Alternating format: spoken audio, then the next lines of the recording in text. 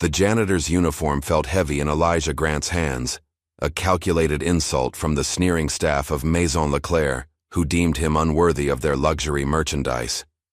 "This is all you can afford," they mocked, filming him for social media. Laughs.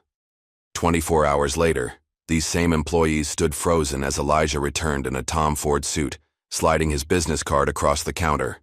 Elijah Grant, CEO, Meridian Capital Partners.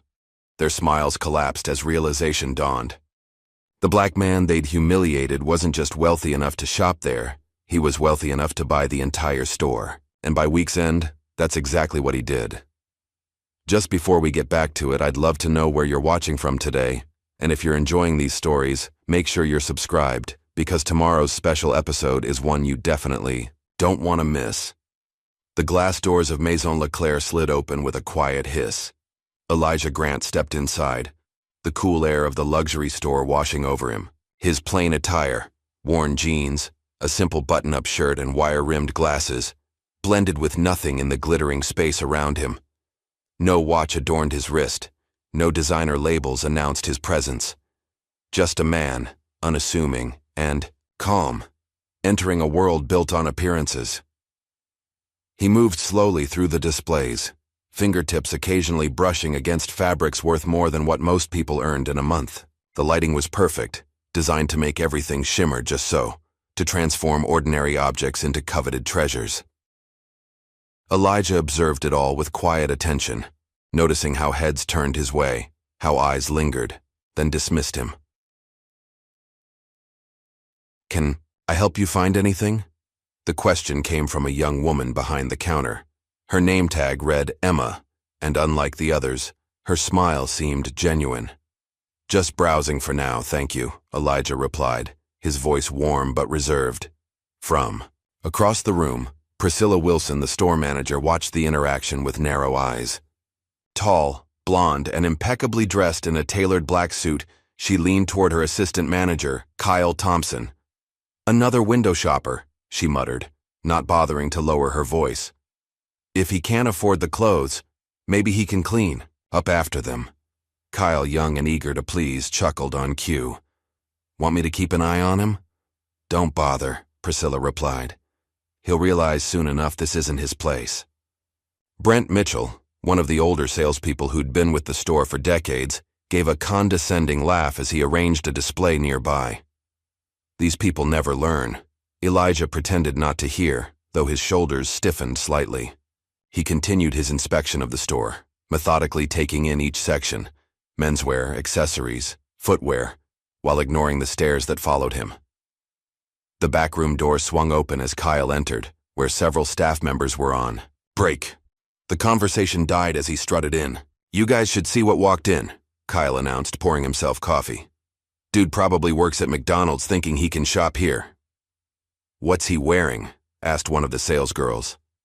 "Target's finest," Kyle snorted. "Bet he doesn't even know what haute couture means." Priscilla entered, her heels clicking authoritatively on the tile floor. "He's still out there, looking at things he could never afford." "Maybe we'll give him a mop," Kyle suggested, "just in case he wants to clean up after the rich people." The room erupted in laughter, all except for Emma, who had slipped in quietly, behind Priscilla, her face flushed with discomfort. "Shouldn't we treat all customers the same?"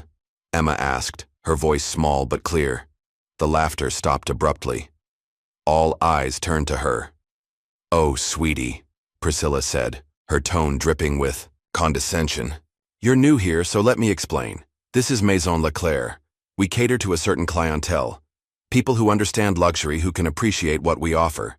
And more importantly," she leaned in, "people who can actually buy our products." Emma looked down, not wanting to cause more conflict on her third week at the job.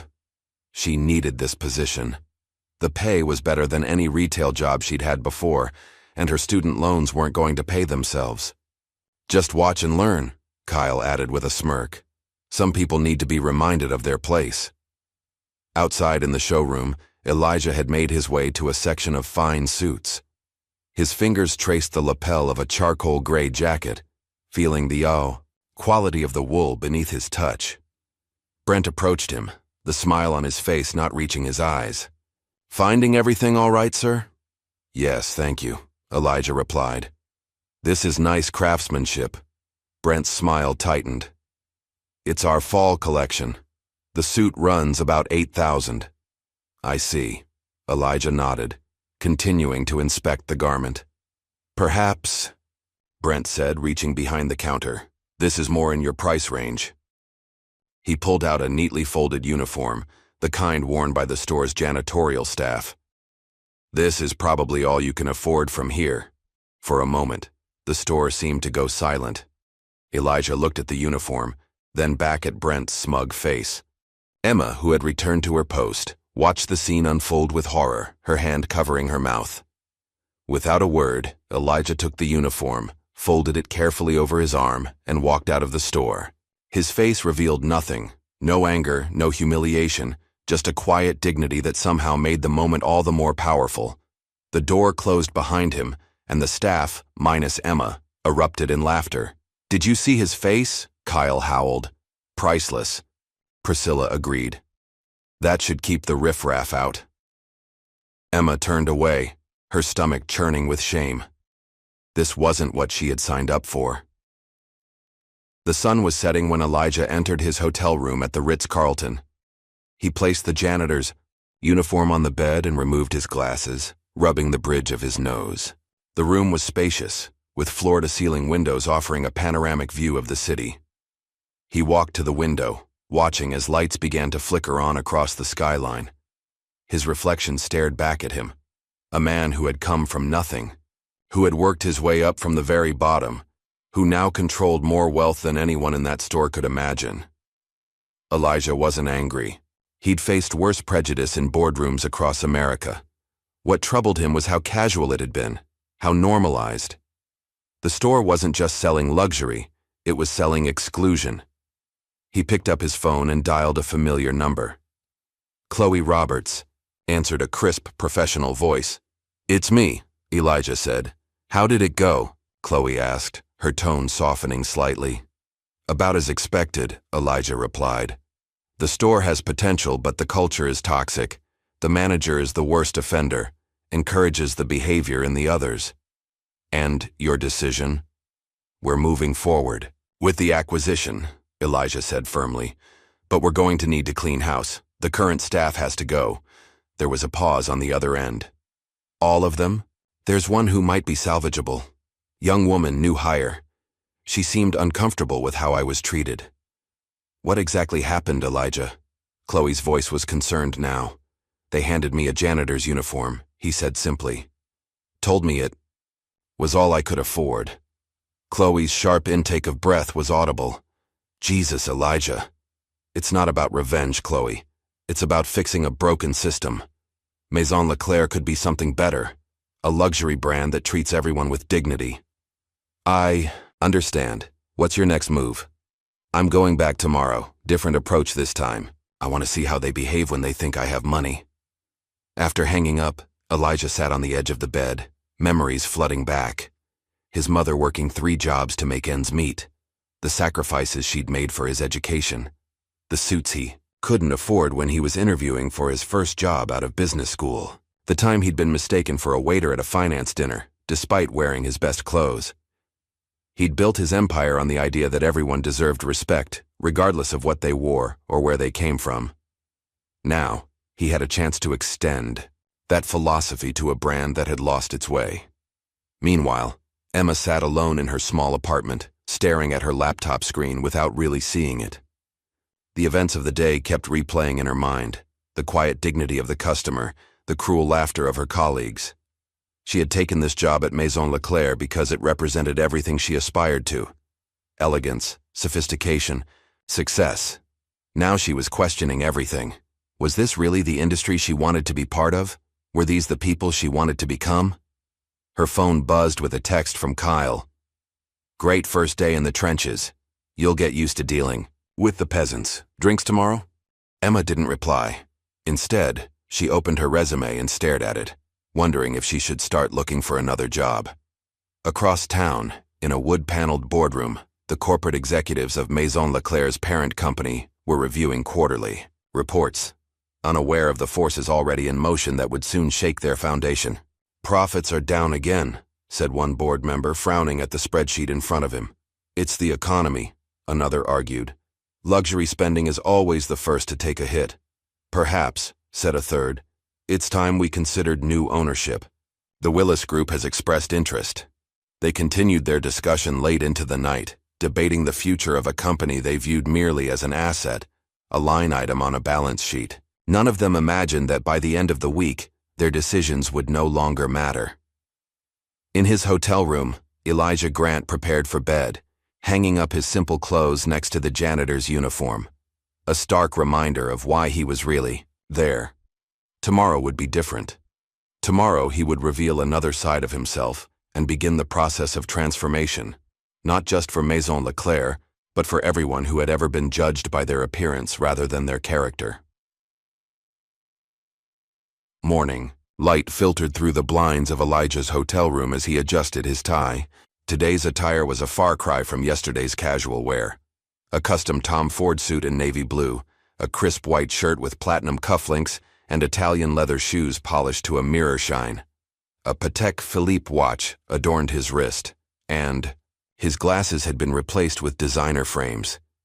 The reflection that stared back at him was the Elijah Grant that Forbes had featured on its cover, the CEO whose private equity firm had revitalized failing businesses across the country, not the man who had been handed a janitor's uniform.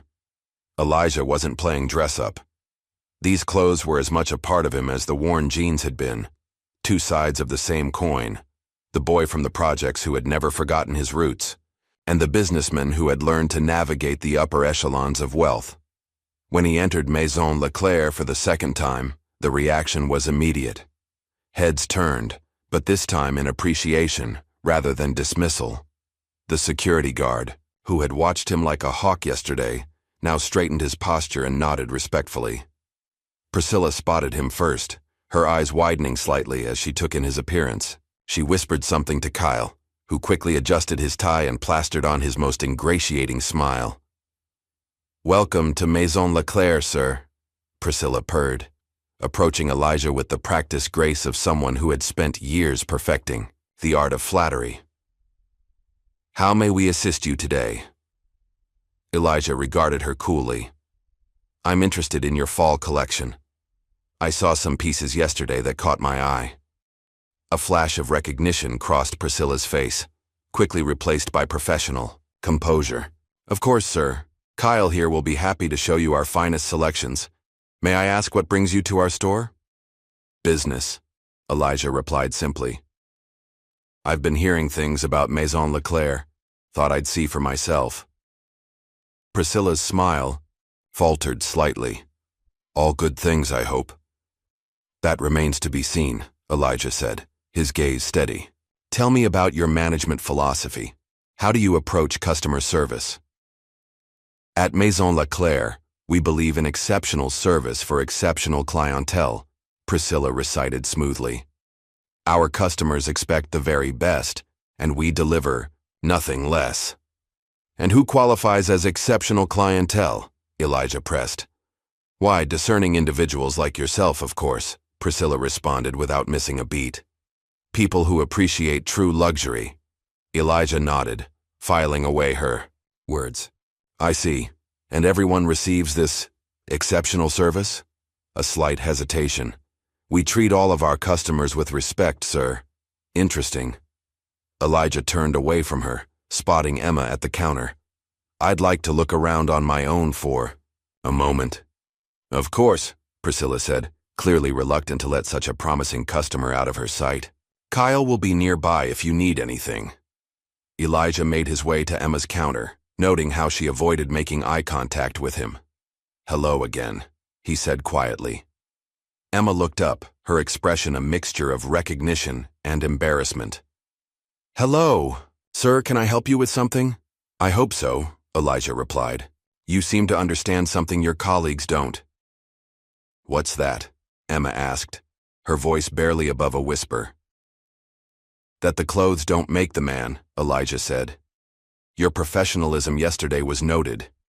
It stands in stark contrast to the rest of the staff. Emma's cheeks flushed. Thank you, but I didn't do anything special. Basic decency often feels that way, Elijah observed.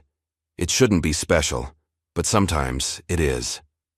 From across the store, Priscilla and Kyle watched, the interaction with growing unease. Something's off about him, Priscilla muttered. He seems familiar. Maybe he's someone important? Kyle suggested. If he was, we would know, Priscilla dismissed. Probably just some mid-level executive trying to play in the big leagues. Brent joined them. His eyes narrowed as he observed Elijah. What's a joke like him doing back here? Acting like he belongs in that suit. Keep your voice down, Priscilla hissed. He could be a big sale. Or a big waste of time, Brent countered. I've been in this business for 30 years. I can spot a fake when I see one. Elijah, seemingly absorbed in examining a display of watches, was actually listening intently to their hushed conversation. He deliberately dropped a small leather accessory on the floor, then looked expectantly at Kyle, who was now approaching. Excuse me, Elijah said. Would you mind? Kyle glanced at the fallen item, then back at Elijah, his smile never wavering. Our cleaning staff will take care of that, sir. Now, about those watches you were admiring. Elijah stood still, his expression unreadable. I see. Emma, having witnessed the exchange, quickly came over and picked up the item herself. Here you go, sir, she said, handing it to Elijah with a genuine smile. Thank you, Emma, Elijah replied, making a point of reading her name tag. Your assistance is appreciated. When Emma returned to her station, Kyle cornered her in the stockroom. What was that about? He demanded. What? Emma asked, genuinely confused. Making me look bad in front of a customer, Kyle snapped. We don't pick up after them. That's what we have staff for. It was just a small thing, Emma defended. It took 2 seconds. That's not the point, Kyle said. Know your place, Emma. You're new here. Don't try to change how things work. 3.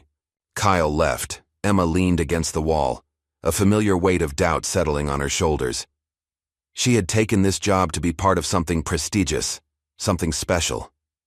Instead, she found herself in an environment that seemed designed to crush the very values her parents had instilled in her.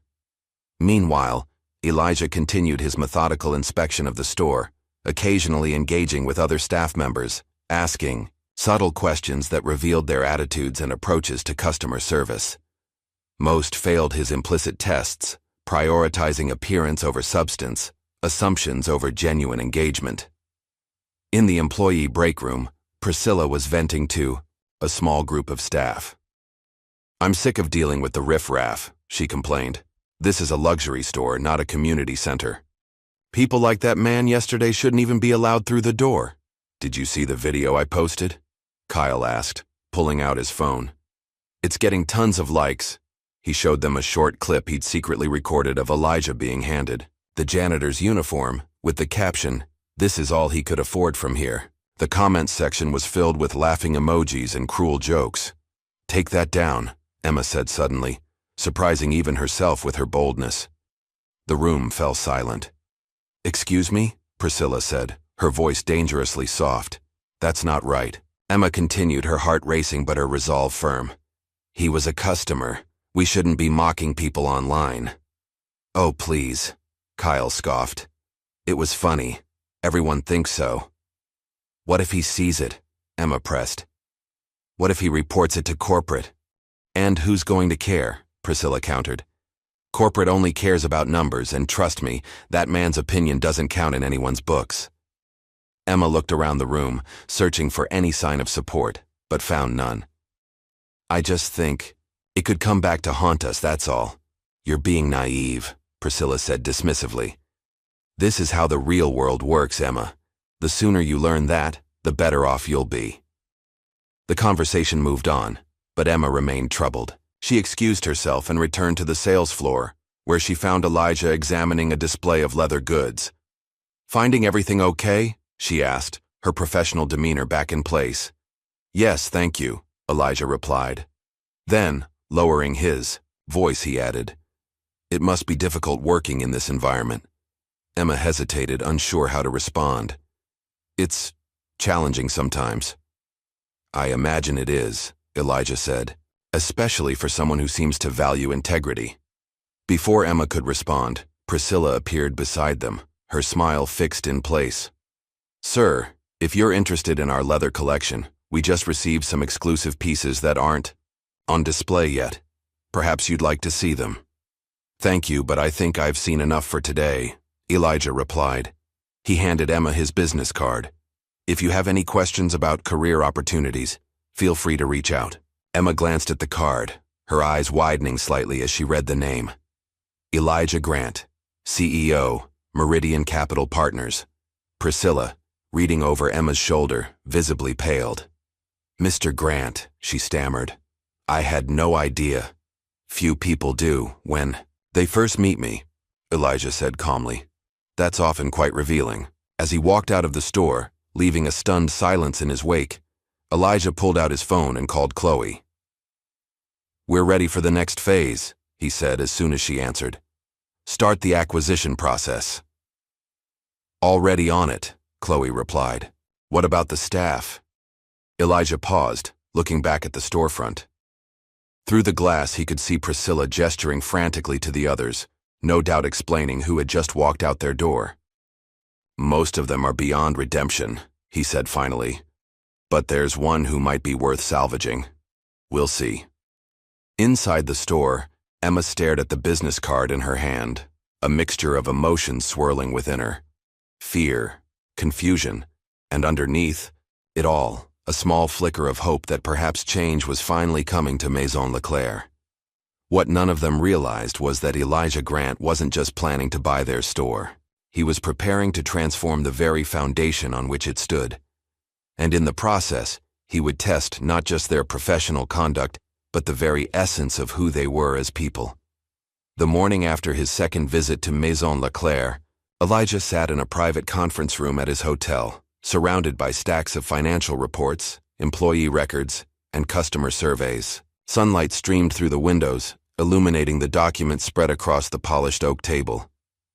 Chloe Roberts sat across from him, her dark hair pulled back in a neat bun, her attention fixed on her tablet as she swiped through digital files. The numbers don't lie, Elijah, she said, looking up at him. Maison Leclerc has been hemorrhaging money for the past 3 years. Customer retention is abysmal, and their online reviews? She grimaced. Let's just say people don't forget being treated poorly. Elijah nodded, studying a graph that showed steady decline. What about staffing issues? High turnover among lower-level employees. The only constants are Priscilla Wilson, who's been manager for 8 years, Kyle Thompson, her right hand for 3 years, and Brent Mitchell, who's been there for nearly 2 decades. Chloe slid a folder toward him. And I found something interesting about Ms. Wilson. Elijah opened the folder to find meticulously organized financial records. She's been skimming. Systematically, Chloe confirmed. Small amounts from the register, falsified returns, phantom discounts that go into her pocket. Nothing large enough to trigger automatic alerts, but over time, she let the implication hang in the air. How much? Elijah asked, his expression darkening. By my calculation, around $87,000 over the past 3 years. Elijah closed the folder, his jaw tightening. And Kyle? Chloe pulled up another document, on her tablet. He's been manipulating the commission structure, taking credit for sales he didn't make, particularly from newer employees who don't understand the system yet. She hesitated. There's also the matter of his social media activity. She showed Elijah the video Kyle had posted of their first encounter. It had thousands of views and hundreds of comments, most laughing at Elijah's expense. The caption read, "Another day, another dreamer thinking he belongs here, know your place." Charming, Elijah said, his voice calm despite the fire in his eyes. And Brent? That's where it gets truly disturbing, Chloe said, her professional demeanor slipping to reveal genuine disgust.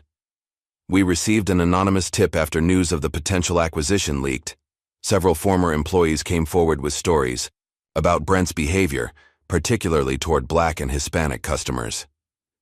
She handed Elijah a thick folder containing complaint forms, witness statements, and internal emails that had been buried by management.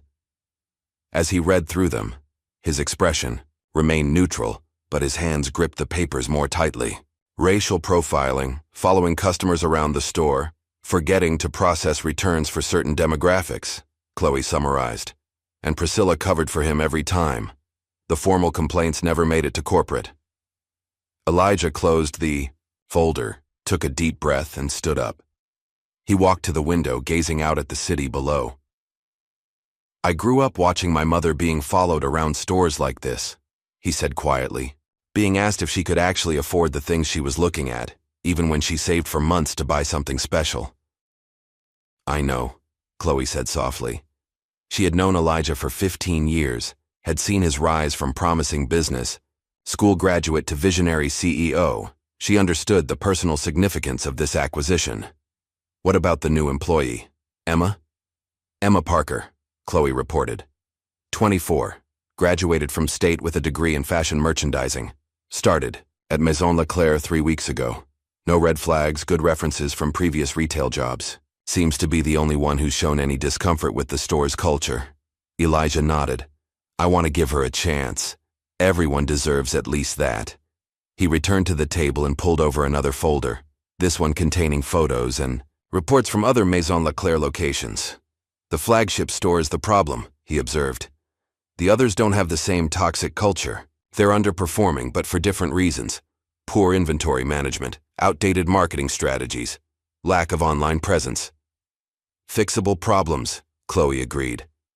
"All of this is fixable," Elijah said firmly, "but not with the current leadership in place."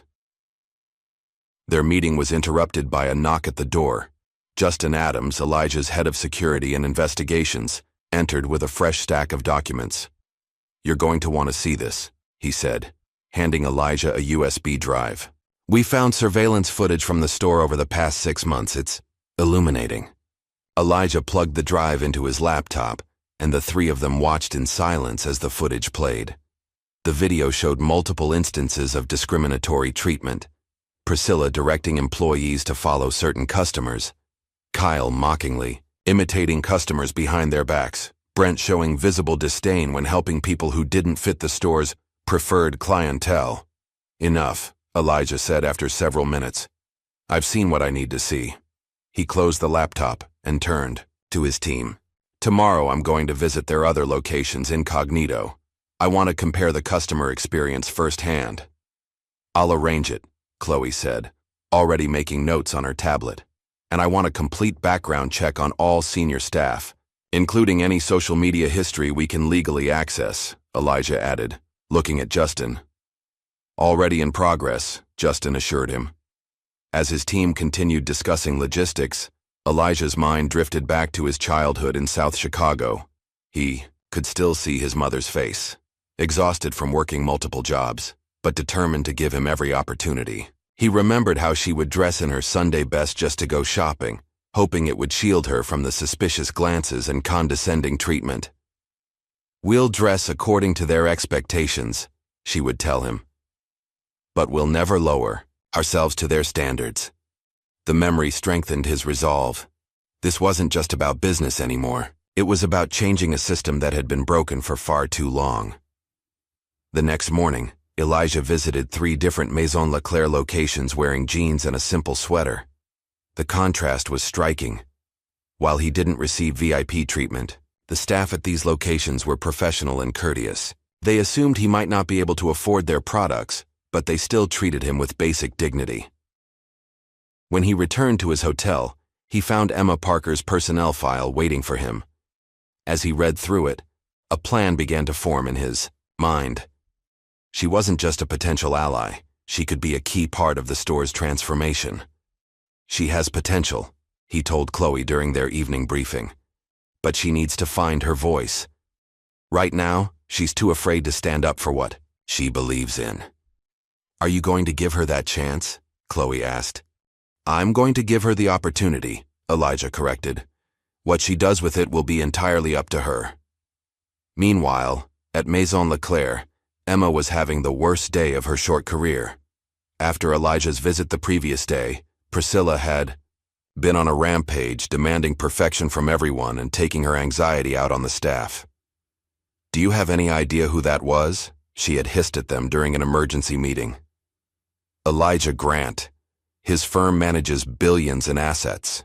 He could buy this entire building without blinking. How was I supposed to know? Kyle had protested, looking pale. He dressed like a nobody the first time. That's the point, you idiot, Priscilla snapped. Rich people test stores all the time. It's a thing they do. Now, alone in the break room, Emma scrolled through articles about Elijah Grant on her phone. Forbes had called him the quiet revolutionary of retail, noting his track record of acquiring struggling luxury brands and transforming them into ethical powerhouses. His reputation for firing toxic management was well documented, as was his commitment to diversity and inclusion. She thought about the janitor's uniform, about Kyle's video, about all the times she'd stood by while customers were treated poorly based on their appearance. A knot of dread formed in her stomach. Her phone buzzed with a text from her mother. "How's the new job going, honey?" Emma stared at the message, unsure how to respond. How could she explain that she'd landed her dream job, only to discover it was a nightmare dressed in designer clothes? Before she could reply, Kyle burst into the break room. "Emergency meeting. Now." "What's going on?" Emma asked, following him out. "Word just came down from corporate," Kyle said, his usual smugness replaced by genuine fear. "Meridian Capital Partners is buying us out." Emma froze. "Elijah Grant's company?" "The very same," Kyle confirmed grimly. "We're all screwed." As the staff gathered in the manager's office, Priscilla tried to maintain her composure, but the tremor in her hands betrayed her anxiety. "Listen up, everyone," she announced. "Yes, there's a potential acquisition in the works, but this changes nothing about how we operate. If anything, we need to be more exclusive, more luxury-focused than ever. Mr. Grant may be wealthy, but he doesn't understand our brand. Our clientele expects a certain environment, and we will continue to provide it." Emma watched as her colleagues nodded in agreement, apparently missing the irony of dismissing a billionaire as not understanding luxury. She thought about speaking up but remained silent. The memory of her student loans and rent payments kept her voice trapped in her throat. As the meeting dispersed, Brent cornered her. "I saw you talking to Grant," he said accusingly. "What did he say to you?" "Nothing important," Emma lied. "Just asking about products." Brent's eyes narrowed. "Keep your head down, girl. People who rock the boat tend to fall overboard." The threat wasn't subtle. As Brent walked away, Emma felt something shift inside her. The fear was still there, but now it was joined by something stronger, indignation, and the first stirrings of genuine anger. That night, alone in her apartment, Emma stared at Elijah's business card. She had a choice to make: remain silent and complicit, or take a stand for what she believed was right. Her finger hovered over her phone as she considered what to do next. 1 week after his reconnaissance mission at Maison Leclerc, Elijah stood in the elevator of the luxury department store, ascending to the executive floor. Chloe stood beside him, elegant in a charcoal suit, tablet in hand. The acquisition was now public knowledge, sending ripples through the fashion industry. Speculation ran wild about Elijah's plans for the troubled luxury brand. "Are you sure about this approach?" Chloe asked, breaking the silence. "We could handle this more quietly." "Some situations require a public reckoning," Elijah replied, adjusting his platinum cufflinks. "This is one of them." The elevator doors opened to reveal a long hallway leading to the store's main conference room. As they walked, employees stopped to stare, whispers following in their wake. News traveled fast in retail, and everyone knew why Elijah Grant was here today. Inside the conference room, the atmosphere was thick with tension. Priscilla sat rigidly at the table, her usual confidence replaced by thinly veiled panic. Kyle fidgeted with his tie, while Brent maintained a stony expression. Several other staff members, including Emma, were seated along the walls. Corporate representatives from the parent company occupied one end of the table, their expressions carefully neutral. Elijah took his place at the head of the table, Chloe beside him. For a moment he said nothing, simply observing the faces before him. The silence stretched uncomfortably until he finally spoke. "Thank you all for coming today," he began, his voice calm but commanding. "As you know, Meridian Capital Partners has acquired Maison Leclerc. What you may not know is why I chose this particular brand." He placed a folder on the table, opening it deliberately. "I believe in second chances. I believe that businesses, like people, can transform when given the right opportunity and guidance." He looked up, his gaze sweeping the room. "But transformation requires honesty. It requires acknowledging what isn't working." Priscilla cleared her throat. "Mr. Grant, I assure you that our team is committed to upholding the highest standards of—" "Ms. Wilson," Elijah interrupted, "I'd prefer if you didn't speak just yet. I haven't finished." The room fell silent again. Emma, seated in the back corner, felt her heart hammering in her chest. "2 weeks ago," Elijah continued, "I walked into this store dressed in jeans and a simple shirt. I was handed a janitor's uniform and told it was all I could afford." He let the words hang in the air. "The next day, I returned in a designer suit, and suddenly I was worthy of your attention." Kyle's face drained of color as recognition dawned. Brent shifted uncomfortably in his seat, while Priscilla maintained her composure, though her knuckles were white as she gripped the edge of the table. "What followed was a comprehensive audit of this store's operations," Elijah said, nodding to Chloe, who distributed packets to everyone in the room. "The findings are troubling, to say the least." As people began flipping through the packets, gasps and murmurs filled the room. The documents detailed everything: the financial irregularities, the discriminatory practices, the customer complaints that had been buried, the toxic workplace culture that had been festering for years. "Ms. Wilson," Elijah said, turning to Priscilla, "would you care to explain why the store's petty cash account is consistently short by exactly $2,500 each quarter? Or perhaps why customer returns processed during your shifts show a 15% discrepancy between system records and actual inventory?" Priscilla's composure finally cracked. "These accusations are absurd. I've managed this store flawlessly for 8 years. Our clientele is the most exclusive in the city. We cater to a specific type of customer, and our methods reflect that reality." "And what type would that be, Ms. Wilson?" Elijah asked coolly. "People who can actually afford our products," she snapped, her true colors emerging. "Not people looking for handouts or special treatment because of their—" She caught herself, but it was too late. "Because of their what, Ms. Wilson?" Elijah pressed. "Their race? Their background? Please finish your thought." The corporate representatives shifted uncomfortably. One began typing rapidly on his phone, no doubt alerting higher-ups to the unfolding disaster. Elijah turned his attention to Kyle. "Mr. Thompson, perhaps you'd like to explain this." He slid a printout across the table, screenshots of Kyle's social media posts mocking customers, including the video of Elijah being handed the janitor's uniform. "Is this how Maison Leclerc trains its staff to treat potential customers?" Kyle swallowed hard. "It was just a joke," he mumbled. "Everyone does it." "Not everyone," Elijah corrected, his gaze shifting momentarily to Emma. "And it's not funny. It's unprofessional, discriminatory, and frankly bad business." Next, he addressed Brent. "Mr. Mitchell, your file is particularly concerning." He pulled out another folder, this one thicker than the others. 27 complaints of racial profiling in the past 5 years, all mysteriously resolved without any record reaching corporate offices. Brent's face flushed with anger. "You can't prove anything," he said defensively. "Those people were just looking for special treatment. I've been in this business for 30 years. I know a real customer when I see one." "And how exactly do you determine who's a real customer, Mr. Mitchell?" Elijah asked, his voice dangerously soft. The room fell silent as everyone waited for Brent's response. He opened his mouth, closed it, then finally muttered, "You know what I mean." "I believe I do," Elijah said, "which is precisely the problem."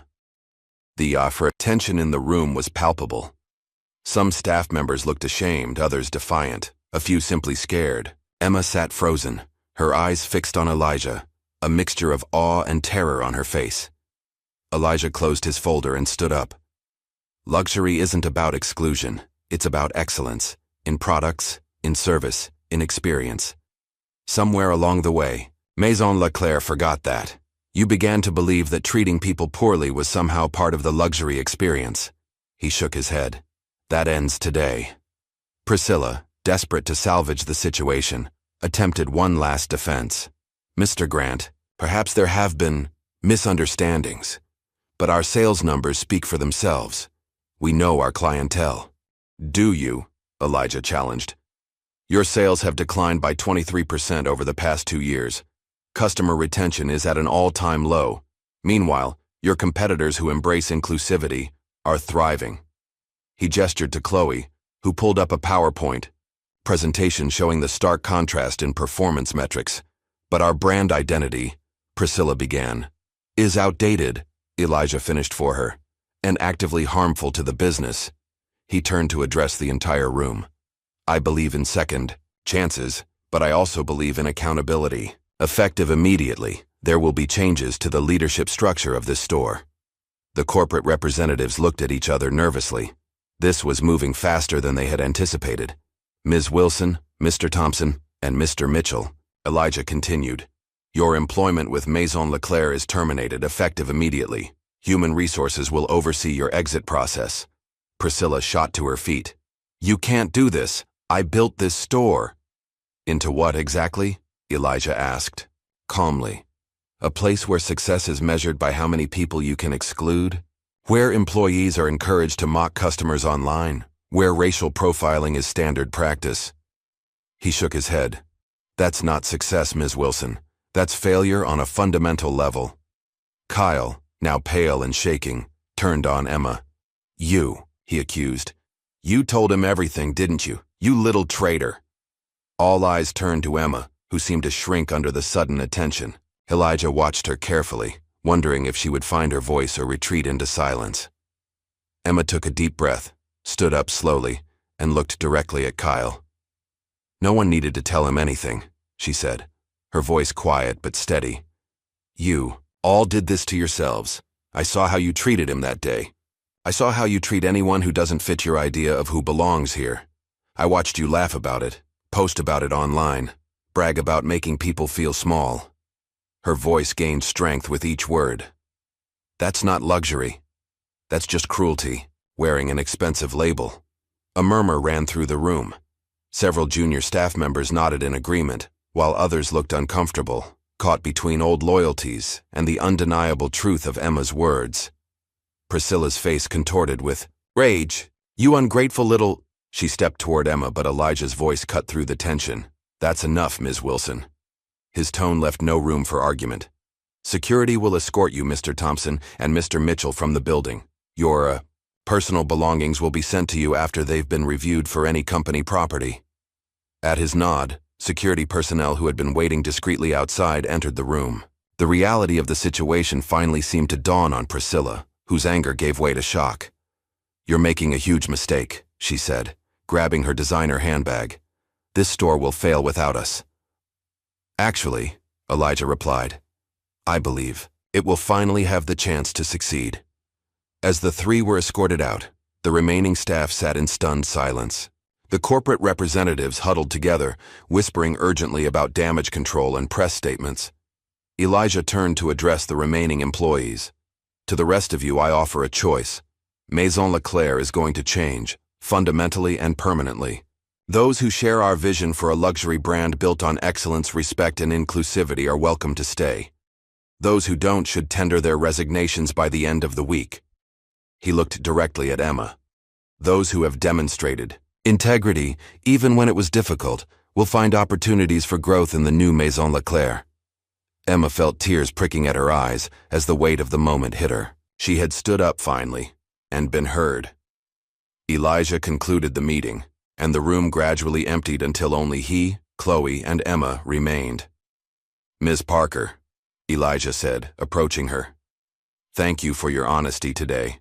I should have spoken up sooner, Emma admitted, her voice thick with emotion. I knew what they were doing was wrong, but I was afraid of losing my job. Fear is a powerful motivator, Elijah acknowledged. But so is courage. You found yours. When it mattered. What happens now? Emma asked, glancing around the empty conference room. Now, Elijah said with a small smile, we rebuild. And I could use someone who understands both the old Maison Leclerc and the vision for the new one. Someone who knows the difference between luxury and exclusivity. Emma's phone buzzed in her pocket. A text from her parents asking how her day was going. For the first time in weeks, she knew exactly how to answer. Outside the store, news of the dramatic shakeup was already spreading throughout the fashion industry. Social media was ablaze with speculation and rumors. Former customers who had been mistreated began sharing their stories online, creating a chorus of voices that had long gone unheard. Priscilla, Kyle, and Brent stood on the sidewalk, watching. As their access badges were deactivated, the doors to their former kingdom now firmly closed to them. The empire they had built on exclusion and arrogance was crumbling before their eyes. Inside, Elijah Grant prepared for Phase 2 of his plan. The complete transformation of Maison Leclerc from a symbol of exclusivity to a beacon of ethical luxury. The road ahead would be challenging, but as he looked at the determined face of Emma Parker and the capable presence of Chloe Roberts, he knew he had the right team to make it happen. The tipping point had been reached. There was no going back now, only forward, toward a future where luxury and humanity could coexist, where excellence didn't require exclusion, and where a janitor's uniform would never again be used as a weapon of humiliation. 3 days after the explosive confrontation at Maison Leclerc, Priscilla Wilson sat in her lavish apartment, surrounded by designer furniture that suddenly felt hollow.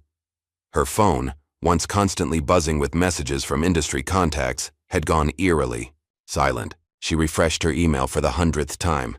No responses to the feelers she'd put out for new positions at other luxury retailers. The morning news played in the background, the anchor's voice cutting through her thoughts.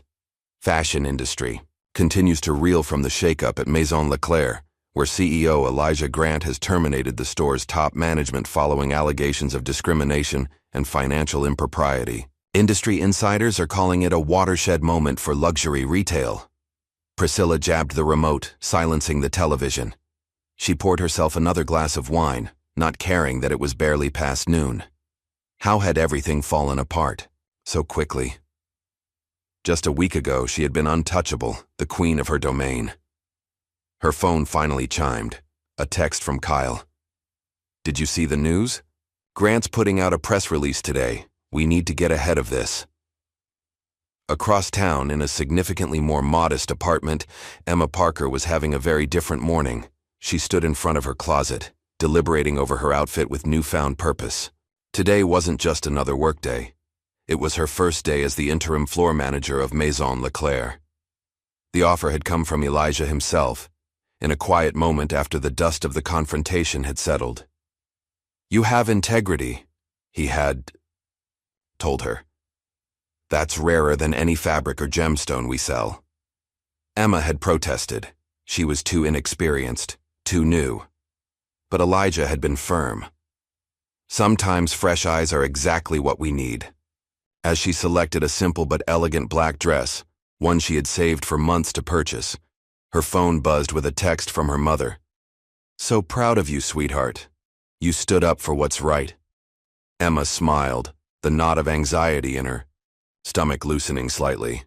She still couldn't quite believe how drastically her life had changed in just a few days. The fear was still there, but now it was mixed with something else. Excitement, possibility, pride.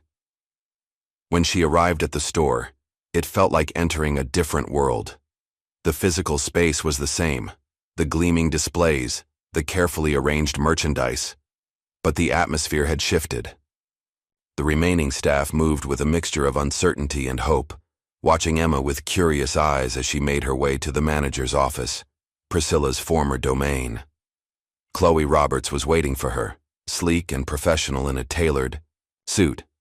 Ready for your first day? She asked, offering Emma a warm smile.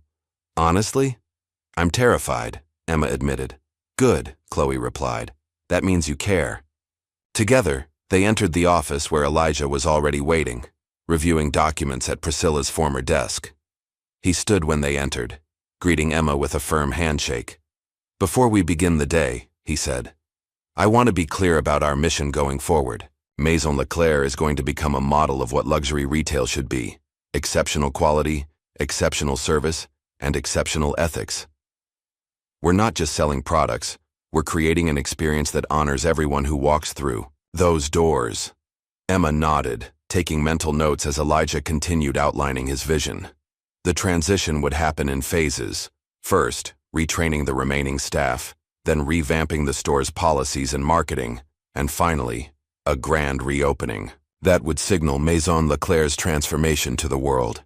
Your role, Elijah told Emma, is crucial. You bridge the old and the new. You've seen firsthand what doesn't work, and now you'll help build what does. The responsibility was enormous, but as Emma listened, she felt increasingly certain that she was where she needed to be. This wasn't just about advancing her career, it was about being part of something meaningful. Meanwhile, at a trendy downtown cafe, Priscilla had convened an emergency meeting with Kyle and Brent. The three former Maison Leclerc leaders huddled around a small table, speaking in hushed, urgent tones. We need to fight back, Priscilla insisted, her manicured nails tapping aggressively on the table. Grant is destroying everything we built. Our reputations are on the line. What exactly do you suggest? Brent asked, looking haggard. His wife had been asking uncomfortable questions about the accusations, and his country club friends had suddenly stopped returning his calls. We go to the board, Priscilla said. Grant may have bought the company, but he still answers to someone. We present our case, that we were maintaining the exclusivity that made Maison Leclerc special, that his inclusive approach will destroy the brand's cachet. Kyle shifted uncomfortably. But what about the, financial stuff? The audit. Findings? Priscilla waved dismissively. Creative accounting, nothing more. Every retail operation has its quirks. And the racial profiling allegations? Brent asked quietly. Misunderstandings, Priscilla snapped. Customers looking for special treatment. The board will understand. They're business people, not social justice warriors. But even as she spoke, Priscilla could see the doubt in their eyes. The confidence that had once bound them together was fracturing under the weight of exposure. Back at Maison Leclerc, Emma's first day as interim manager was in full swing. Elijah had arranged for a staff meeting where he personally addressed everyone, explaining the changes ahead and offering honest answers to their questions and concerns. Will we be fired too? Asked one nervous sales associate. That depends entirely on you, Elijah replied candidly. Can you embrace a new approach to luxury retail? Can you treat every customer with dignity and respect, regardless of how they're dressed or what they look like? Can you focus on service rather than judgment? If so, there's absolutely a place for you here. By the end of the meeting, the mood had shifted from anxiety to cautious optimism. Even those who had been loyal to Priscilla could see the passion and vision Elijah brought to the table. More importantly, they could see the potential for growth and stability in a store that had been quietly failing under the previous management. As Emma made her rounds of the sales floor later that day, she was approached by several staff members who expressed relief at the changes. Priscilla made us feel like we always had to be looking down on someone, one confided. It was exhausting. The day wasn't without challenges. Some customers, accustomed to the exclusive atmosphere Priscilla had cultivated, were visibly disturbed by the more welcoming approach. A few made cutting remarks about lowering standards. Emma handled each situation with grace, explaining the store's new philosophy while assuring them that the quality of merchandise and service would only improve. By closing time, Emma was exhausted, but exhilarated. As she locked up the store, she caught her reflection in the glass door. She looked different somehow, more confident, more purposeful. Her phone buzzed with a text from Elijah. How was day one? She smiled as she typed her reply. Challenging, exciting, meaningful. Think we're onto something special. 1 week later, Priscilla's attempt to sway the corporate board had failed spectacularly. Not only had they refused to meet with her, but the company's legal team had sent a cease and desist letter, warning her that any further attempts to interfere with Maison Leclerc's operations would result in legal action. Desperate, she had reached out to her network of fashion industry contacts, hoping to rally support against Elijah's vision. But the response had been tepid at best. Some ignored her messages entirely. Others replied with non-committal platitudes. A few, those who had themselves faced discrimination at Maison Leclerc, responded with thinly veiled satisfaction at her downfall.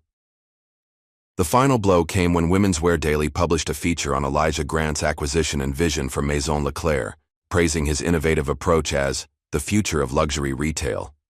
The article mentioned Priscilla only in passing, as an example of outdated leadership that confused exclusion with exclusivity. Sitting alone in her apartment, Priscilla finally faced the truth. Her empire had fallen, and there would be no glorious comeback. The fashion world was moving on without her. In a last desperate attempt to salvage something, she drafted an email to Elijah, offering to return to Maison Leclerc as a consultant to ensure a smooth transition. She spent hours crafting the icy message, striking a tone that she hoped would sound conciliatory without being pathetic. Elijah's response was swift and brief. "Thank you for your offer, Ms. Wilson, but we are moving in a different direction. I wish you the best in your future endeavors. No second chances, no redemption arc. Just the cold reality that some bridges once burned cannot be rebuilt." While Priscilla's star was falling, Emma's was rising. Under Elijah and Chloe's guidance, she was blossoming as a leader, bringing fresh ideas and perspective to Maison Leclerc's transformation. Her genuine approach to customer service became the model for the store's new training program. 2 weeks after the shakeup, Maison Leclerc closed for renovations, not just of the physical space, but of its entire identity. When it reopened, a month later, the difference was striking. The grand reopening was a carefully orchestrated event that signaled the store's rebirth. The guest list included a diverse array of fashion influencers, industry leaders, and loyal customers. The merchandise had been thoughtfully curated to maintain the quality Maison Leclerc was known for, while expanding to include designers from varied backgrounds.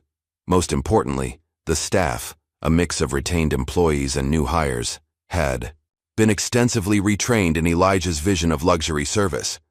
Attentive without being overbearing, knowledgeable without being condescending, welcoming to all while maintaining the special experience that made luxury shopping an event. Emma, now permanently installed as the store's general manager, stood proudly beside Elijah as he cut the ribbon on the new Maison Leclerc. Cameras flashed, capturing the moment for fashion publications around the world. "This is just the beginning," Elijah told the assembled crowd.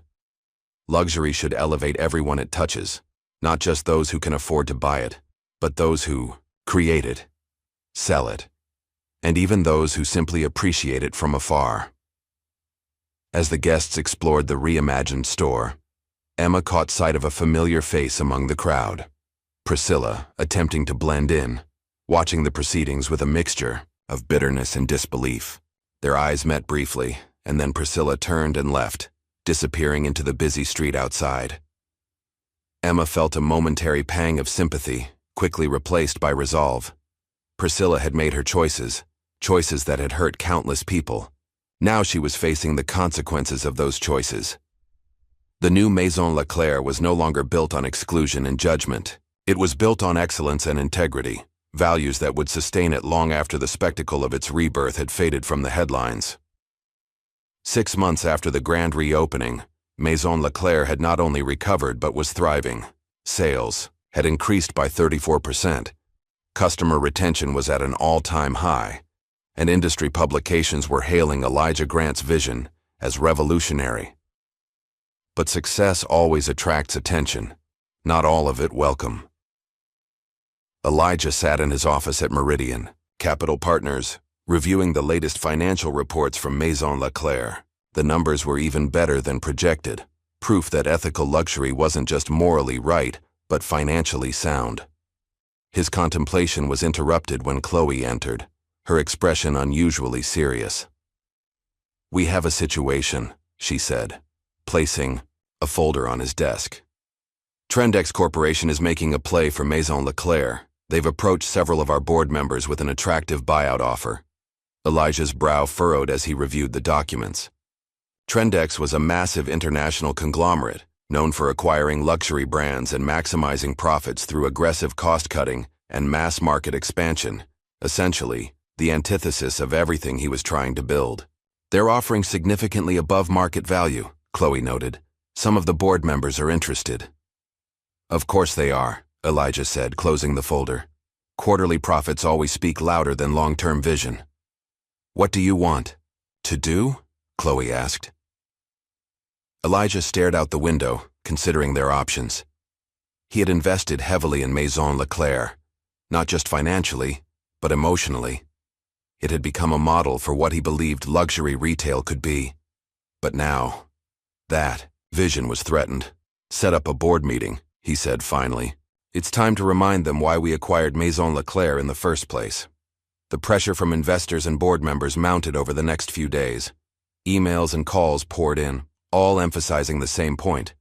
The Trendex offer was too good to refuse from a purely financial perspective. Elijah maintained his composure, but privately, the situation was taking a toll. He found himself working later each night, analyzing every angle, searching for a solution that would preserve his vision while satisfying the board's appetite for returns. One evening, as he worked late in his office, there was a knock at the door. It was Emma, who had come to Meridian for a scheduled meeting about Maison Leclerc's next phase of expansion. Sorry to interrupt, she said, noticing the stacks of documents and the tension in Elijah's expression. Is everything okay? Elijah hesitated, then decided on honesty. Trendex Corporation is trying to buy Maison Leclerc. The board is tempted by their offer. Emma's face fell. Trendex. But they'll destroy everything we've built. Their business model is all about cutting corners and mass production. I know, Elijah said, rubbing his temples, but their offer is substantial. From a purely financial standpoint, it's hard to argue against. Emma was quiet for a moment, then spoke with unexpected conviction. It's not just about the money, though, is it? What we're doing at Maison Leclerc, it's changing people's lives, not just customers, but employees, too. She told him about Sarah, a new hire who had previously been rejected by 3 other luxury retailers because she didn't have the right look. About Marcus, a customer who had been followed around stores his entire life, but now felt welcomed at Maison Leclerc. About vendors from diverse backgrounds who were finally getting shelf space in a prestigious location. These aren't just nice stories, Emma insisted. This is the future of retail. If we give up now, we're sending a message that ethics is just a marketing strategy, not a core value. Elijah studied her, struck by the passion in her voice. She had grown so much from the timid new employee who had been afraid to speak up. You're right, he said finally. And I think you just helped me find our way forward. The board meeting was scheduled for the following week. In the meantime, Elijah and his team worked tirelessly on a counter-proposal, one that would satisfy the board's financial concerns while preserving the soul of Maison Leclerc. Across town, in a sleek corporate office, another meeting was taking place. Chloe Roberts sat across from Jonathan Pierce, the CEO of Trendex Corporation, her expression giving away nothing of her inner thoughts. I appreciate you meeting with me, Ms. Roberts, Pierce said, leaning back in his custom leather chair. I think we both know Elijah is fighting a losing battle. The board sees the value in our offer. Mr. Grant is quite committed to his vision, Chloe replied diplomatically. Vision doesn't pay dividends, Pierce countered. Look, I admire what Grant's trying to do. It's a nice story. The black CEO transforming luxury retail. Great PR. But at the end of the day, business is business. He slid a folder across the desk. We are prepared to create a position for you in the new structure. Senior VP of Brand Strategy. Better compensation, more resources, bigger playing field. Chloe glanced at the offer, her face impassive. That's very generous. Just think about it, Pierce said smoothly. Grant's a visionary, but his approach is limited. Trendex can take Maison Leclerc global in ways he can't even imagine. And what happens to his ethical standards? The inclusive hiring practices? The vendor diversity program? Pierce smiled thinly. We'll keep whatever elements make financial sense. The rest, well, luxury has operated on exclusivity for centuries. One store in one city isn't going to change that. Chloe thanked him for the offer, promising to consider it, and left the meeting with the folder tucked into her briefcase. Instead of returning to Meridian, she took a detour to Maison Leclerc. Thurfoss. Store was busy, filled with a diverse mix of customers being attended to by an equally diverse staff. She watched from near the entrance as Emma moved through the space, greeting people by name, ensuring that everyone received the same exceptional service regardless of how they were dressed or what they might spend. This wasn't just a retail operation, it was a movement, and Chloe had a choice to make about which side of history she wanted to be on. The day of the board meeting arrived. Elijah entered the conference room to find all 12 board members present, along with representatives from Trendex Corporation, their expressions confident, already counting their profits. Elijah began his presentation calmly, acknowledging the financial attractiveness of the Trendex offer before pivoting to what would be lost if they accepted it. He shared data showing the long-term growth potential of their ethical approach, the positive press coverage, the customer loyalty metrics that were off the charts. What we're building isn't just a store, he told them. It's a new paradigm for luxury retail, one that will outlast trends and economic fluctuations because it's built on timeless values: quality, integrity, respect. The board members listened politely, but Elijah could see skepticism in their eyes. They were business people, focused on quarterly returns and share prices. His vision, however compelling, wasn't speaking to their primary concerns. It was time for his secret weapon. Before you make your decision, Elijah said, there's someone else you should hear from. The door opened and Emma entered, followed by a parade of people, employees, customers, vendors, community members, all of whom had been touched by the new Maison Leclerc.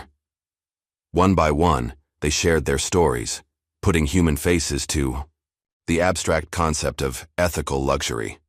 The energy in the room shifted as board members found themselves confronted not with charts and projections, but with real people whose lives had been changed. This wasn't about rejecting a good offer, it was about affirming a better path. When the last speaker finished, Elijah revealed his counter-proposal. Maison Leclerc would remain independent, but they would expand their model to 3 new locations in the coming year. The ethical approach would be codified into the company's charter, making it legally binding for any future owners. We can deliver the returns you want, Elijah concluded, without sacrificing the values that make us special. The room was silent as the board members exchanged glances, weighing the financial logic against the powerful testimonials they had just heard. The chairman spoke first. This is a compelling vision, Mr. Grant, but vision alone doesn't satisfy. Shareholders, no, Elijah agreed. Results do, and our results speak for themselves. He nodded to Chloe, who distributed the latest performance reports, numbers that showed not just strong current returns, but projected growth that would eventually surpass even Trendex's optimistic scenarios. The Trendex representatives shifted, uncomfortably, their slam-dunk acquisition suddenly in jeopardy. After hours of deliberation, the board emerged with their decision. They would reject Trendex's offer and back Elijah's expansion plan. The ethical framework would be incorporated into the company's governing documents, ensuring that the soul of Maison Leclerc would be protected, even if ownership changed in the future. It was a victory, but Elijah knew it was just one battle, in a longer war. The pressures of the market would never truly disappear, and there would always be those who believed that exclusivity and elitism were essential to luxury. As he left the boardroom, Elijah found Emma waiting in the hallway, her expression hopeful. Well, she asked. We won, he said simply. Maison Leclerc stays independent, and we expand on our terms. Emma's face broke into a radiant smile. I knew they'd see it your way eventually. Not my way, Elijah corrected. Our way. This victory belongs to everyone who believed in what we're building. Together they walked out of the corporate headquarters and into the bright afternoon sunlight, discussing plans for the future. a future where luxury and ethics weren't competing values but complementary ones. Across town, Priscilla Wilson watched a news report about Maison Leclerc's planned expansion, the announcement of which had caused the company's stock to jump 7% in a single day. Her latest venture, a small boutique catering to the ultra-wealthy, was struggling to attract both customers and investors. She turned off the television, unable to bear the reminder of what she had lost. The world had moved on without her, embracing a vision of luxury that she had never believed could succeed. As the sun set over the city, Elijah Grant stood on the rooftop garden of his penthouse, reflecting on the journey that had brought him here. From the boy whose mother had been followed around stores to the man who was changing how those stores operated, it wasn't about revenge or even justice. It was about transformation. The janitor's uniform that had once been handed to him as an insult now hung framed in his office, a reminder of why he had started this journey and why it mattered so much to finish it. 1 year after the transformation of Maison Leclerc, Elijah Grant stood on a stage at the International Luxury Forum in Milan, addressing a packed audience of industry leaders, designers, and journalists. The spotlight illuminated his confident stance as he delivered the keynote speech that would cement his reputation as more than just a successful businessman, but a visionary who was reshaping an entire industry. "Luxury isn't about exclusion," he said, his voice resonating through the grand hall. "It's about exceptional quality, craftsmanship, and experience. For too long, the industry has confused exclusivity with exclusion, believing that to maintain prestige, we must keep people out. But true luxury invites people in. It elevates, it inspires, it transforms." The audience listened with rapt attention as Elijah shared metrics proving that Maison Leclerc's ethical approach hadn't just been morally right, it had been remarkably profitable. Sales were up 62% year over year. Customer retention had doubled. Employee satisfaction scores were at industry-leading levels. "What began as an experiment in one store has become a movement," Elijah continued. "Our 3 new locations are outperforming projections, and we're proving that you don't need to compromise values for value." In the front row, Chloe Roberts smiled, tablet in hand, already fielding inquiries from brands interested in partnerships. Beside her sat Emma Parker, now regional director overseeing all 4 Maison Leclerc locations. Emma watched her mentor with pride, remembering the trembling new hire she had been just 2 years ago, afraid to speak up against injustice. As the applause thundered through the hall at the conclusion of Elijah's speech, he spotted a familiar face in the crowd, the fashion editor who had written the scathing piece about Priscilla's downfall in Women's Wear Daily. She gave him a slight nod, acknowledgement of a prediction fulfilled. Backstage, Elijah was surrounded by well-wishers and industry insiders, eager to align themselves with his rising star. Everyone wanted a piece of his success, to be associated with the man who was being hailed as the future of luxury retail. "Mr. Grant," called a voice as the crowd thinned. "A moment of your time?" Elijah turned to find Richard Harmon, CEO of Lux Global, one of the largest luxury conglomerates in the world. Harmon was old school, known for his traditional approach and resistance to change. "That was quite a speech," Harmon said, his smile not quite reaching his eyes. "Inspiring stuff." "Thank you," Elijah replied, instantly wary of the man's tone. "Though between us," Harmon continued, lowering his voice, "this whole ethical luxury angle is a nice marketing ploy, but surely you don't expect it to last? Consumers are fickle. They'll move on to the next trend soon enough." Elijah's expression remained neutral, but his voice took on an edge. "It's not a marketing ploy, Mr. Harmon. It's a fundamental shift in how luxury operates, and the numbers suggest it's resonating deeply with consumers." Harmon's facade of friendliness slipped slightly. "Numbers can be manipulated, Mr. Grant. The truth is, luxury has always been built on exclusivity. It's in the DNA of the industry. Your little experiment might be generating buzz now, but when the novelty wears off, you'll find yourself back where everyone else is, catering to the elite few who can truly appreciate what we offer." "Perhaps," Elijah replied coolly, "you're confusing appreciation with access. In my experience, Understanding quality isn't limited to those with platinum cards. Harmon's smile tightened. We'll see. The old guard isn't as easily displaced as you might think.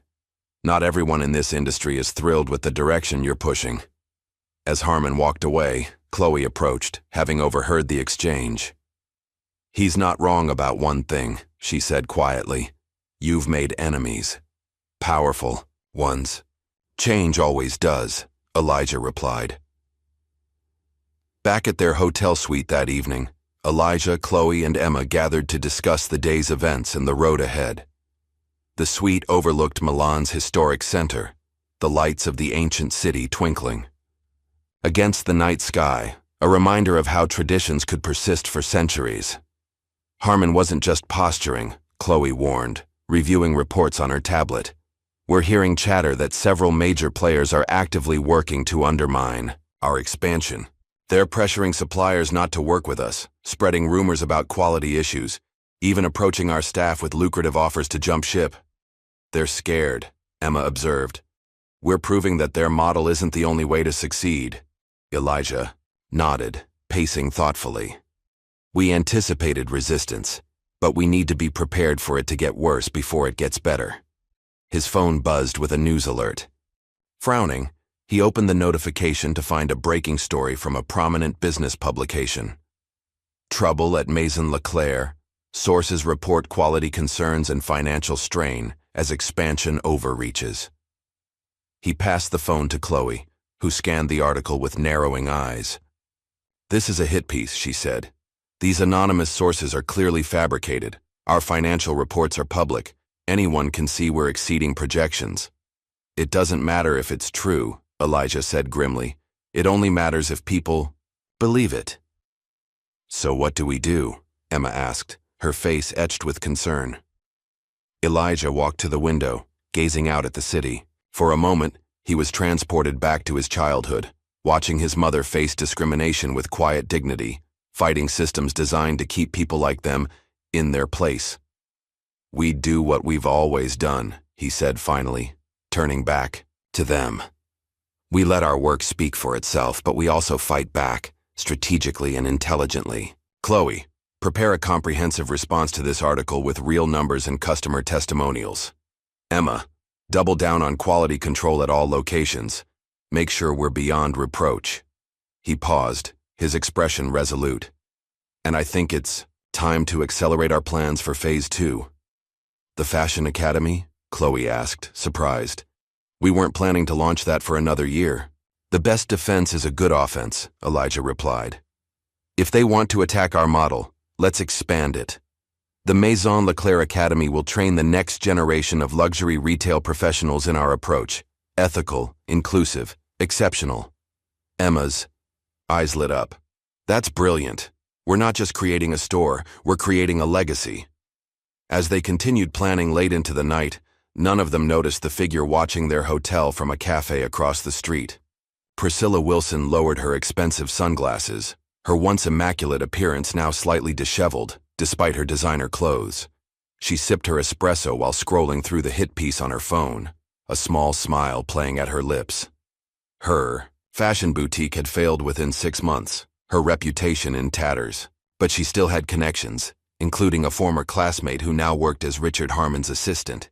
It had taken every favor she had left, but she'd managed to get Harmon's ear, to plant seeds of doubt about Elijah's vision. Enjoy it while it lasts, Mr. Grant, she murmured, putting down her empty cup. The fashion world has a long memory, and I'm not done yet. The following morning, as Elijah prepared for another day of meetings, he received an unexpected call from Justin Adams, his head of security. We've detected something concerning, Justin reported. Someone's been accessing sensitive company files, expansion plans, supplier contracts, staff personal information. Elijah's brow furrowed. A data breach? Not exactly, Justin hesitated. The access came from within, using Chloe's credentials. Elijah went still, processing this information. Chloe had been with him from the beginning, his most trusted lieutenant. The thought that she might be working against him was almost inconceivable. And yet, He remembered the offer Trendex had made her. The board meeting where she had seemed unusually quiet. The fact that she had been meeting privately with industry. Contacts, meetings that didn't appear on her official calendar. Keep monitoring, he instructed Justin. But keep this between us for now. Throughout the day's meetings, Elijah maintained his professional demeanor, but he watched Chloe with new eyes, noting her interactions with competitors, the way she guarded her phone, how she stepped out for important calls that lasted longer than usual. That evening, at a gala celebrating Italian craftsmanship, Elijah found himself momentarily alone with Chloe on a terrace overlooking the city. "Beautiful night," he commented, standing beside her at the stone balustrade. She agreed, sipping champagne. "The response to your speech has been overwhelming. 3 more brands have reached out about partnership opportunities."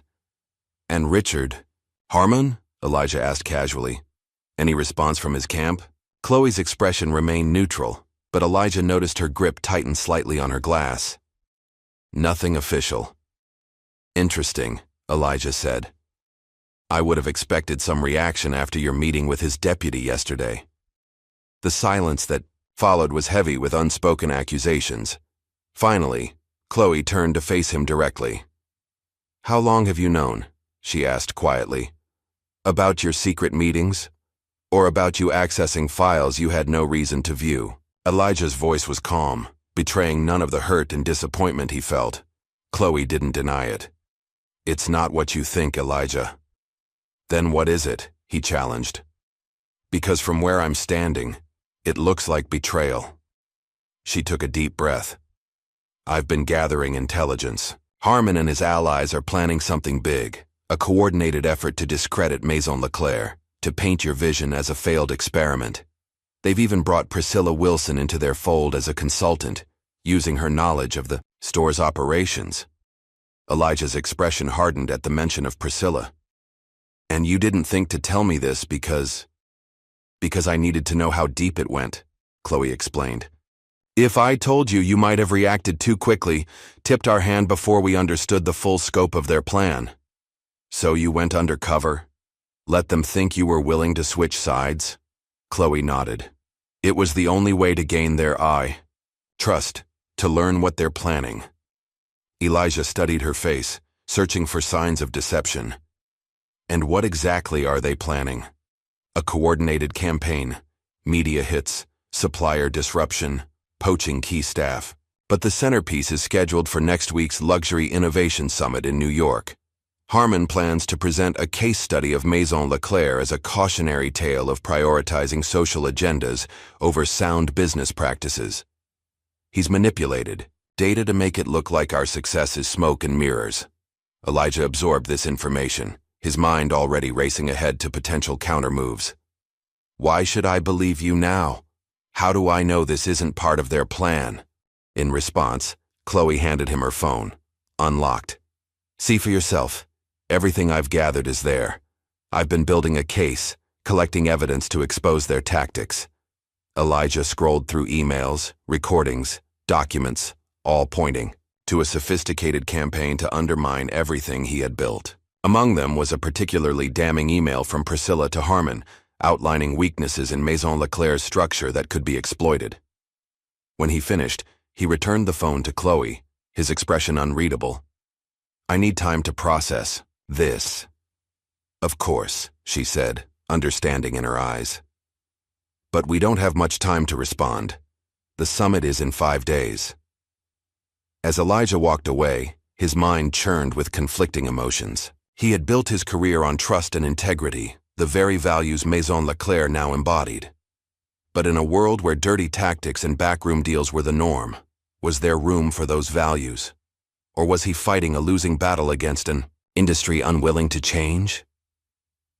4 days before the Luxury Innovation Summit, Elijah sat alone in his Milan hotel suite, the evidence Chloe had gathered spread before him.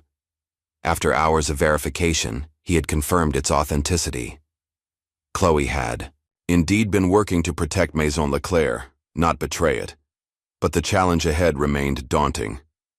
Richard Harmon and his allies had crafted a narrative that, while false, was persuasive. They had resources, connections, and the weight of tradition behind them. A knock at the door interrupted his thoughts. It was Emma, concern etched on her face. "Chloe told me what's happening," she said as he let her in. "What's our plan?" "I'm working on it," Elijah replied, gesturing to the documents. "But I'm starting to wonder if we're fighting against the inevitable. Maybe this industry is too entrenched in its old ways." Emma looked surprised. "That doesn't sound like the Elijah Grant I know." "The Elijah Grant you know has never faced this level of coordinated opposition," he said wearily. "They're not just attacking our business model.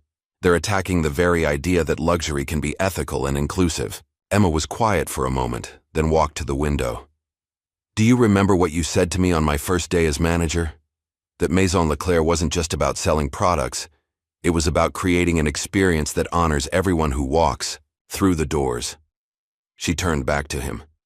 "That vision changed my life. It changed the lives of our staff, our customers, even our suppliers. Are we really going to let a bunch of old men in boardrooms take that away?" Elijah studied her, seeing not just the fashionable, confident executive she had become, but traces of the young woman who had once been too afraid to speak up against injustice. Her growth was perhaps the most tangible evidence of what his vision could accomplish. "No," he said finally, resolve hardening in his voice. "We're not." The next 3 days were a flurry of activity as Elijah, Chloe, and Emma prepared their counteroffensive. They worked around the clock, reaching out to allies, gathering testimonials, preparing their own presentation for the summit. Elijah called in favors from journalists, designers, even celebrities who had embraced Maison Leclerc's ethical approach. On the morning of the summit, Elijah addressed his team in their New York hotel suite.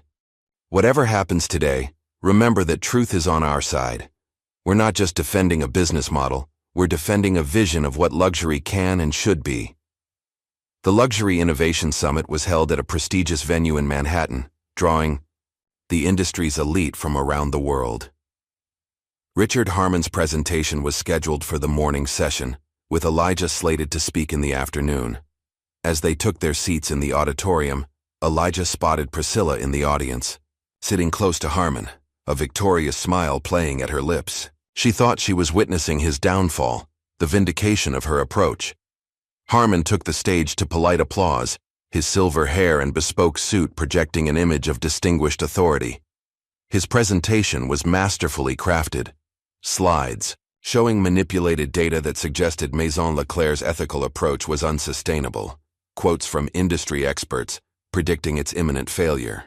While Mr. Grant's experiment has generated considerable PR, Harmon concluded, the numbers tell the true story. Ethical luxury is an oxymoron, a well-intentioned but fundamentally flawed concept that confuses the very nature of what luxury represents. It's time we return to the proven model that has sustained this industry for centuries. The applause was tepid but respectful. Harmon's message had resonated with many in the room, those who had built careers on the very exclusivity Elijah was challenging. During the lunch break, Elijah was approached by several attendees who expressed sympathy, even suggesting he adjust his approach before it was too late. Others avoided him entirely, not wanting to be associated with what they perceived as a failing venture. But Elijah remained calm, knowing that the afternoon would bring their opportunity. When it was finally his turn to speak, Elijah took the stage with quiet confidence.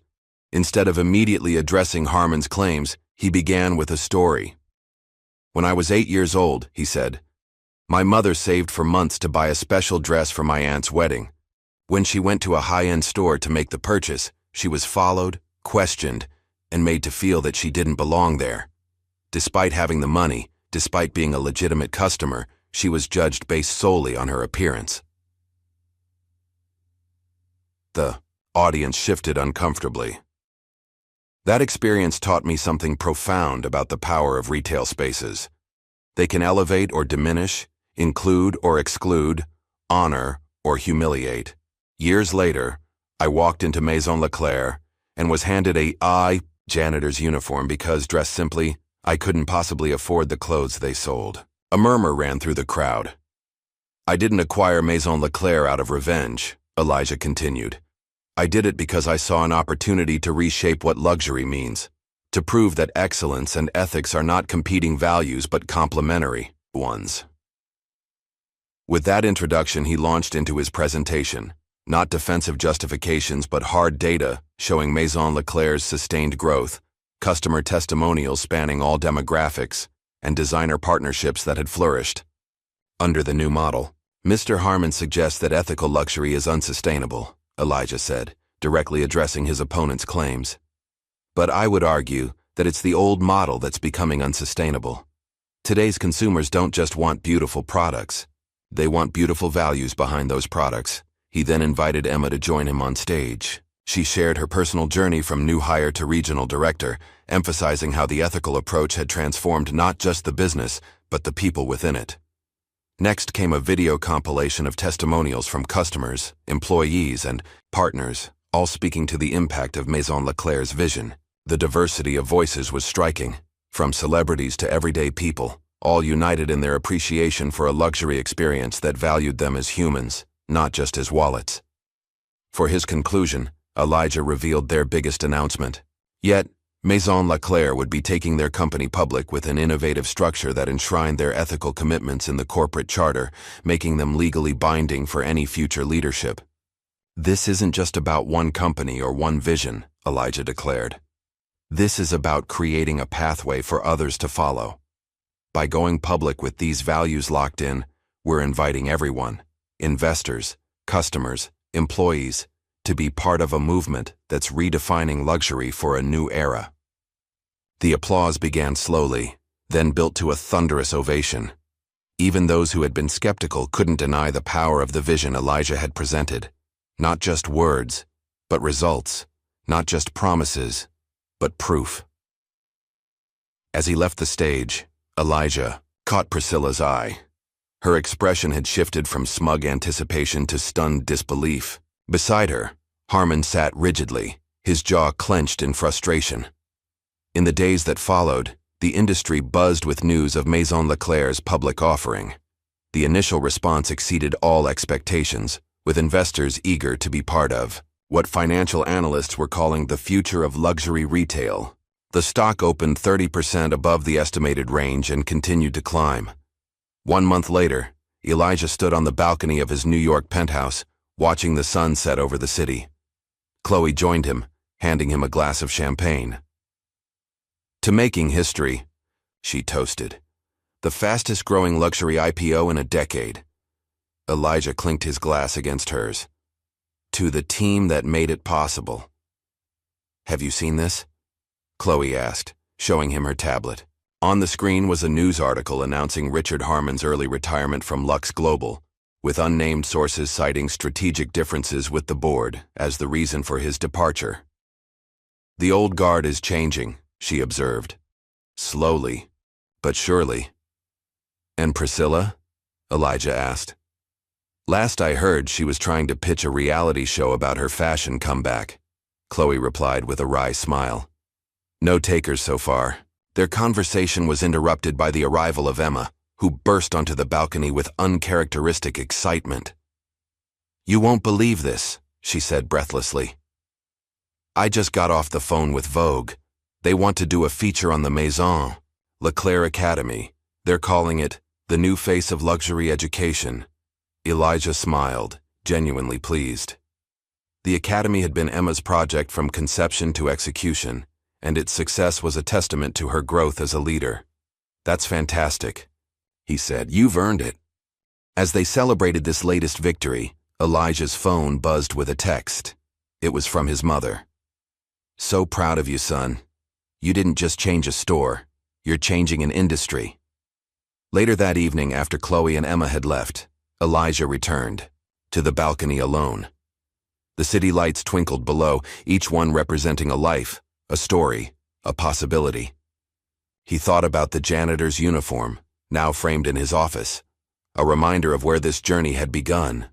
What had started as one man's response to an act of discrimination had evolved into something much larger, a movement that was reshaping, not just luxury retail, but the very notion of what success could look like in business. It wasn't just about selling clothes or accessories, It was about creating spaces where everyone could experience the dignity of being valued, where excellence didn't require exclusion, where profit and purpose could coexist harmoniously.